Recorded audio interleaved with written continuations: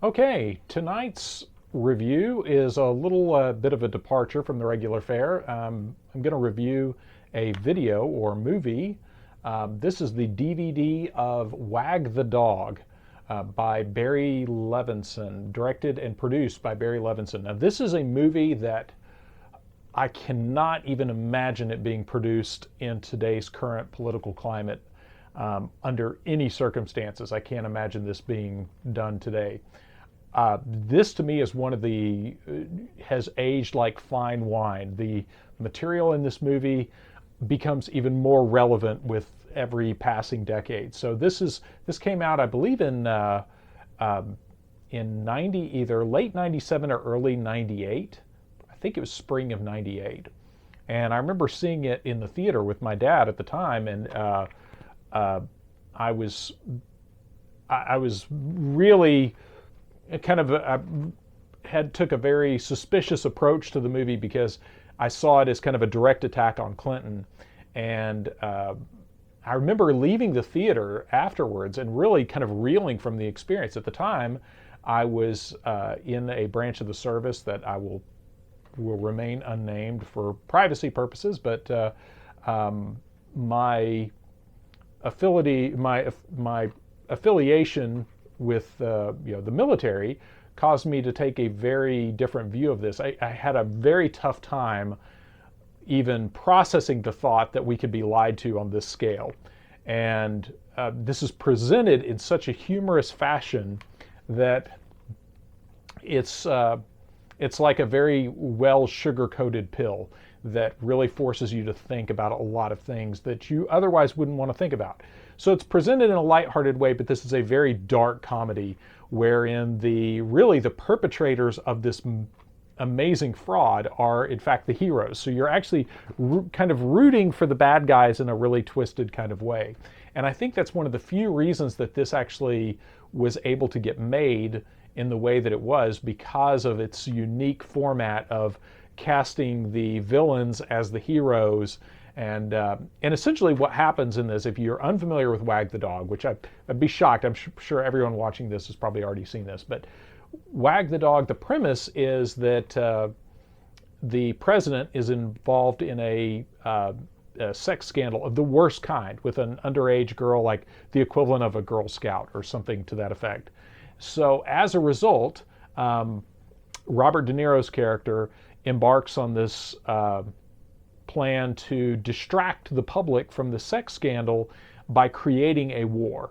And Dustin Hoffman is a Hollywood producer who he brings in to help him out, and they basically create this whole what they call a pageant to distract the public from this sex scandal. It's amazing in all of its all of the plot elements. Once you see them, you realize how much of this was obviously pulled from like Hill and Knowlton's shenanigans during the first Gulf War. So it's really a very well-crafted attack on the public relations industry and just on the political system in general and how broken it is. But very good movie, and I cannot recommend it enough, especially in light of all the things happening right now. Anytime there's warfare anywhere in the world, there is a massive amount of propaganda, and obviously right now is no different. And I think anytime we're living through these moments like this, rather than doing a post-mortem and saying, gee, that was crazy that they lied to us like that, I think it's a much more healthy political and mental outlook to diagnose this as it happens and really try to pick apart the stuff in real time and figure out what exactly is transpiring.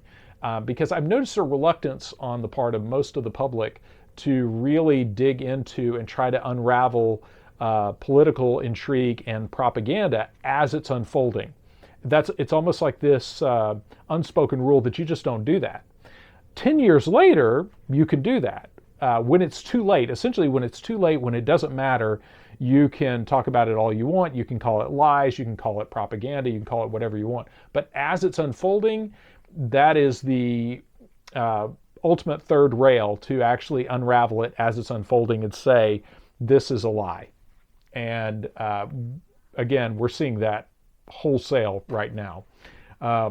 So that's something that I find very sad. A good example of that is the whole weapons of mass destruction being the reason that we invaded Iraq and caused all kinds of mayhem in the Middle East.